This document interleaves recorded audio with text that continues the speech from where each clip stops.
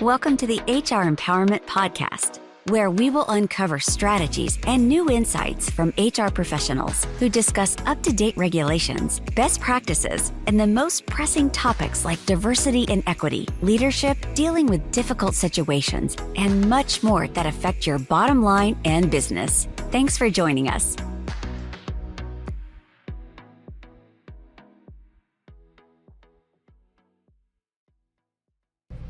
Wendy Sellers here. Welcome back to session 3 of this podcast series. Let's hear about Jeff's vision and how he is firm in his belief that he is not the voice of people with disabilities.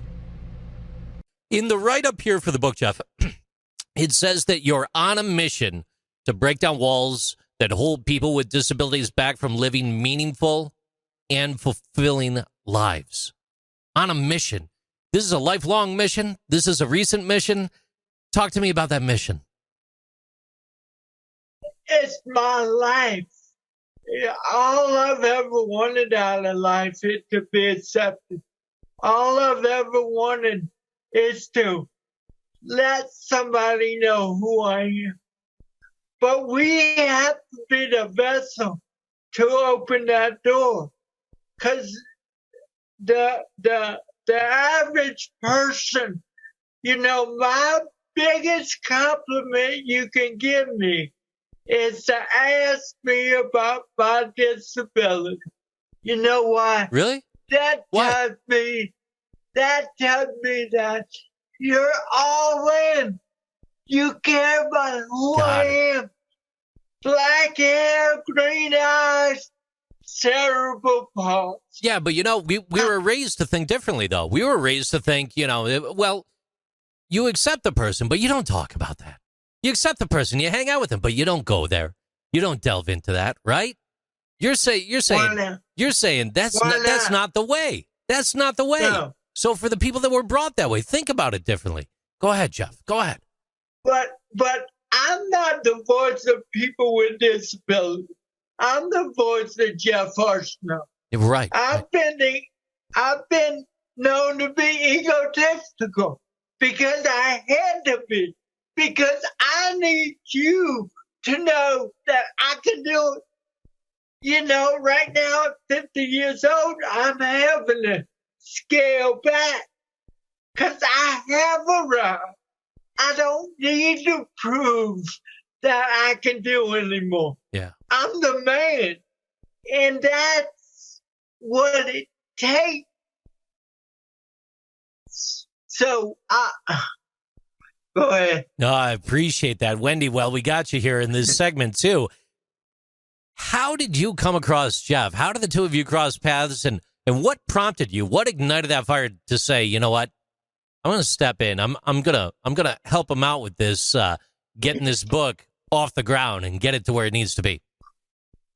Yeah, a friend of mine, I think, saw a YouTube video or something like that you posted, and just said, "Oh, the HR lady needs to meet this guy," and that was it. And I got a text and a phone call, and I sent Jeff an email, and we got on a Zoom, and the next thing I know, I'm project planning out his book and writing the foreword of his book, and said, "This guy is amazing." And one of the things that like for me is, obviously I'm the HR lady. I try my best to be inclusive of everybody, but I realized in that moment when I was talking to Jeff, and I have friends with disabilities, and we've had another panel on here previously, and Jeff was on it. I realized how much I did not know about disabilities in the workplace, and I'm the HR lady.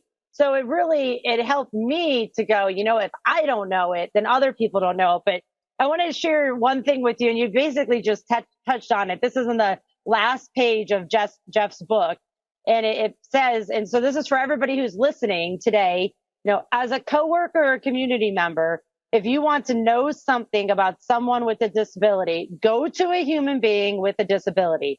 Let us speak for ourselves. We're happy to tell you. And I have to say, even as HR, which is why we're here today, we sometimes go, I don't know what to say. I don't know what to do. So I'm not going to say or do anything. And I'm going to avoid the conversation, or I'm going to avoid the person. And unfortunately, if HR is feeling that way, then so are owners and managers and employees. And so we either don't hire somebody, or if we do, we don't include them into the growth plan of the organization and into projects and, tasks. And it kind of becomes a meaningless hire when folks with disabilities could be way more, effective than we can. Excellent segue to my next question. Want to bring this directly to the table. Disability discrimination in the interview process. Let's talk about that real quick. Wendy, I'd like to start with you.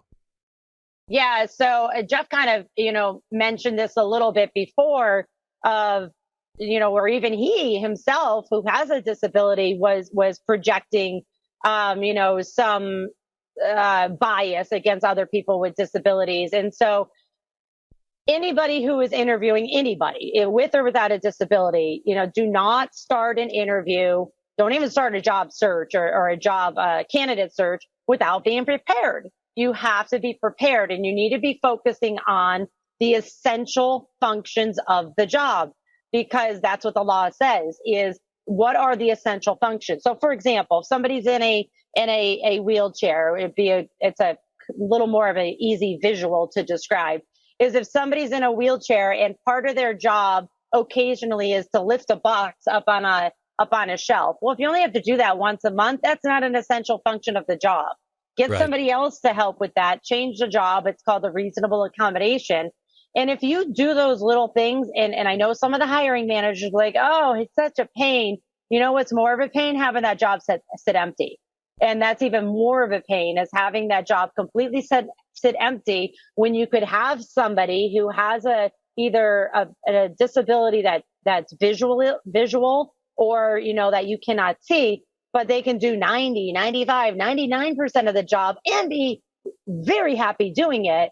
So we have to not only focus on the law, but focus on reality. And Jeff had brought up, though, too, if you've got questions about the disability, just ask them. Just ask them. Wendy, is it the right time to ask someone about their disability in that interview process when you meet them the first time? Yeah, absolutely. I mean, if they clearly are, in a wheelchair, they have something, they say, yes, I have cerebral palsy, whatever it is. Okay, let's talk about that. Let's talk about the essential functions of the job and how we can help you be successful in this job. What do you need? The problem is, too many managers are not actually qualified to be doing interviews. And I'm talking even with regular people, and not, whether they have a bachelor's degree, a master's degree, a degree doesn't make you qualified to do an interview. You have to know the law. You have to be prepared. But so many, even the receptionist who lets the person in needs to know what they can and cannot say. Sometimes people say things because they're trying to be nice, but they end up offending somebody. You're never going to know if you're going to offend somebody or not, but we do need to know what you can say by law and what you can't say by law. And so, yeah, you can absolutely have a conversation with somebody with a disability, whether it's, you see the disability or they admit to you that they have a disability. You can absolutely have that conversation.